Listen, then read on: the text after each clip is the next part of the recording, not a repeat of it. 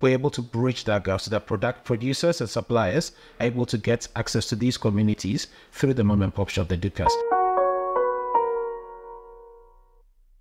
Raphael, thank you so much for sitting down with our team at the Kenyan Wall Street today. Thank you for having me. Now, please tell me a little bit about your company, Kyosk. Yeah, so Kyosk is a digital distribution platform. We enable middle to low income communities be able to get access to products and services, and we use mobile pop shops as the delivery point of those products and services to the communities. Okay, so like Dukas. Dukas, yes. Right. So in essence, what you have is a broken distribution chain, right? So when you go to low and middle income communities, both in urban and rural areas, these people struggle to get access to the right products at the right prices, whether it's food items or even in some similar cases, you also have folk like farmers who produce stuff but are not able to get access to market. We're able to bridge that gap so that product producers and suppliers are able to get access to these communities through the mom and pop shop, the Dukas. It's important to know that the Dukas, these communities are where over 70% of retail flows go through, right? And it's broken. So this broken distribution chain is a problem both for the suppliers and the end consumer. We're actually fixing that. Okay, all right. Now, when you were first starting your career, what did you spend your first paycheck on? Well, that's a very interesting question.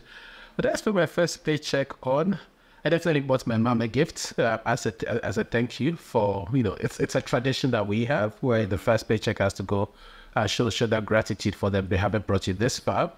And the rest really, I think, what can I say? I can't quite remember actually. I was just very happy actually. I had some money of my own now. And incidentally, I actually got a salary that was higher than what I thought right here. So, but I'm also very big on savings. So I definitely must have saved some part of that. About what my mom gifts and then built on from there. Okay, you have to buy your mom a gift, right? Yes. Now, what are you hoping to get out of your experience here at the Coffin Fellows Summit? No, absolutely. So it's an opportunity for me to meet everyone, right? I mean, I've been in the ecosystem for very long, but the last 4 years, I've really just spent really hunkered down building Kyosk to what it's become now. So the business is going well. It's growing very fast. We're rolling out different parts of the business now, so financial services, etc., a new product, pharmaceutical, alcohol, etc., on the platform. So that is moving in the right direction. I think it's about time for me to get out of that work mode and now start engaging the ecosystem again. So being with other founders is very important for me, and seeing old friends actually, and also the investors, right? I mean, so we can get to know and interact again. And it's an opportunity for me to be able to put the company in front of them, for them to have a sense of what we're doing, because ultimately at a certain point, when we decide to come to market to raise funds, it will be best that they know a bit about us before. And yeah, I have a speaking opportunity at the conference where I'll be talking about, I'm facilitating trade and logistics across Africa. So I use the opportunity, the experience and real data from the real world experience that we have to be able to enrich the conference that way.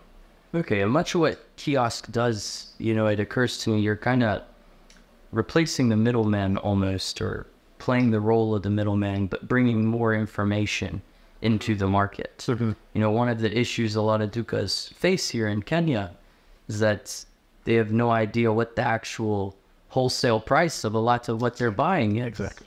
They end up paying 25, 30% more, if not 100% more on unga and everything. Yeah, absolutely. So I think I don't see it as us replacing the middleman per se, right? I mean, I think we're trying to sort of optimize the distribution chain, right? There's lots of idle inventory of, warehouses, fleets, etc., that are not underutilized for the very reason that the lack of information about demand and supply, right, leads to an economy that is significantly smaller than it could and should be.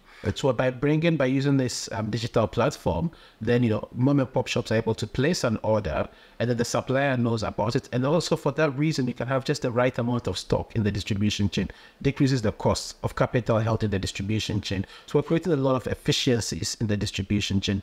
You have people where over 70% of the retail flows pass through. These people don't get access to things like credit. So the local hairdresser doesn't get access to credit. Local businesses don't get access to credit. If we're able to facilitate the provision of credit into the communities, it has a catalyzing effect. It significantly grows the economy, right? This is what over 70% of the economy is, right? But they're significantly staffed. So it's not so much about replacing what actually exists, but it's actually optimizing it and catalyzing it for, things like ready to go in there. Insurance is another example. So you have people in these low to middle income communities who, for example, cannot afford a $200 premium for maybe life insurance or health insurance or some of these other things that they desire. We're just like the rest of us, right? But with our platform, they're able to now buy in bite sizes. So now they can pay $20 a month for 12 months, and they can afford $20 a month.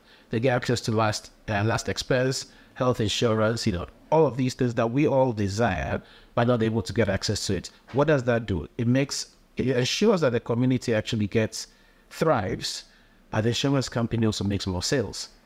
You know what I mean? So a platform like ours is really just optimizing and enabling the right information to reach the right people, so the right product and service reaches the right people. Okay. Now I have 3 personal questions for you. We refer to them as quick fire, so we want to make it quick. We can do that. So, what's your favorite music genre? I like Afrobeats a lot. Hip hop and Afrobeats. Okay. Okay. What is your favorite food? Oof. Local African meals. So things like ugali, sukuma wiki, kachumbari. Or if you go to places like Lagos, again, amala, so it's very local stuff, right? In Accra, Banku, it's very local African meals. Okay, all right. And then last question. What is the craziest thing you've ever spent money on? The craziest thing that I've ever spent in life. And I won't call it crazy. I like spending money on experiences, right? I'm not really big on things like cars, etc. So I drive, for example, a 17-year-old car, but I love it. It's a Land Cruiser 100. I love it. I literally get people asking me literally every month if they can buy it off me, right?